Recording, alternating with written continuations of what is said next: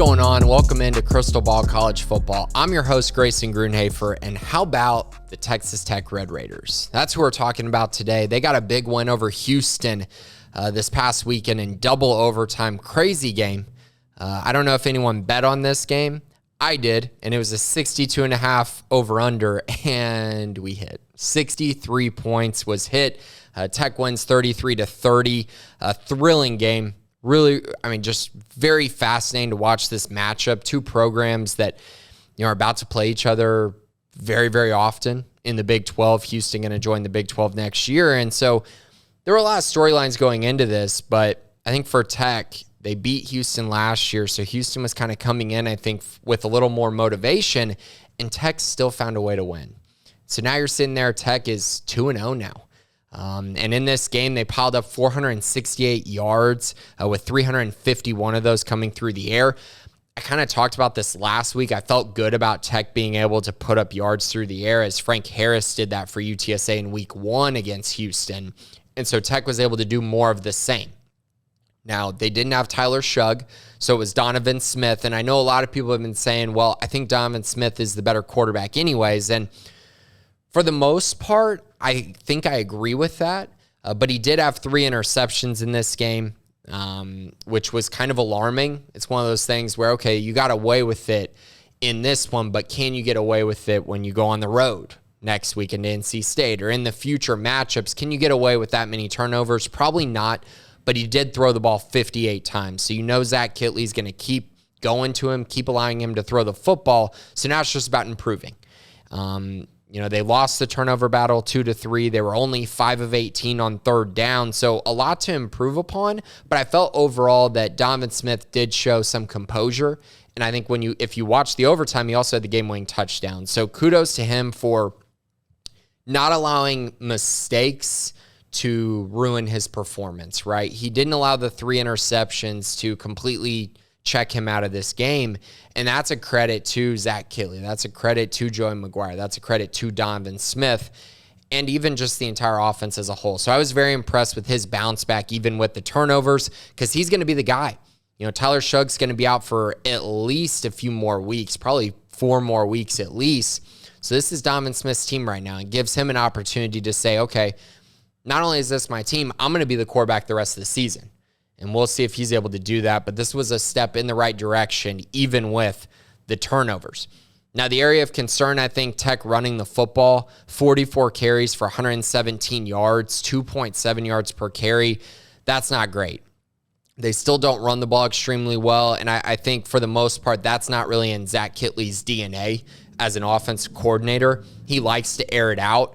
His offenses at Houston Baptist and Western Kentucky did not run the ball at all. But I do think in Tech's case, when you run the ball 44 times as you're trying to salt the game away a little bit, you need to be able to be a little more efficient, just a little bit more.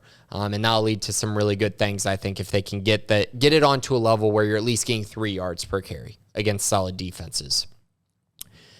I think the other part about this game that stood out to me was the defense in general for Tech. They really stood up to a major challenge here. Houston's offense, I'm not going to say is amazing, but they do have good players. They have a good quarterback in Clayton Tune. They have guys who can at least make you pay if you make a mistake. But I just felt like Tech in general, they forced Houston to go 5 of 16 on third down. Houston only had 15 first downs, 88 yards rushing, 354 total yards. It really was not a crazy amount of yards and only 30 points despite playing double overtime. So in general, Tech's defense was pretty good on the day. They weren't crazy disruptive. They only had 2 sacks, but I felt like when they need to get stops, they were able to get those stops. They also forced a couple turnovers as well, which always helps too. And so I think coming away from this game, you look at it and go, man, how is Tech able to, play this good defense when they're throwing the ball around 58 times? And I don't think it's necessarily a great recipe for success throughout the year, but if they're able to get more efficient and not turn the ball over, then who knows? Who knows? Their defense definitely showed me some signs of, hey, when we need a stop, we're going to get a stop. And I find that to be very intriguing about what Tech has building at this moment. And I think in general, with Joey McGuire in his first year, If they came away 2-1 in the non-conference, that was absolutely a success. That's a great success when you're having to play Houston and at NC State on your non-conference schedule. They're going to go at least 2-1. And now they get this great challenge as they go face NC State. At NC State, this is a road game, their first road game of the year, a chance to see if this offense is going to travel, to see if this defense is going to travel, and see if this team has a culture and identity where they can go on the road and face a really solid football team and come away with a win.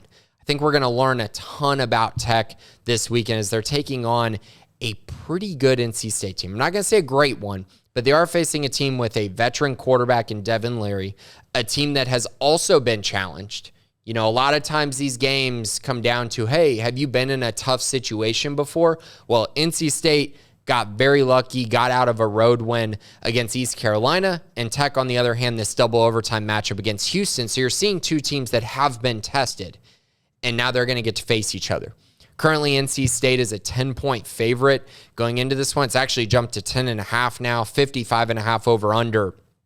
And I think the biggest area of pause for me as far as Tech being able to get this done is just the defense line of NC State.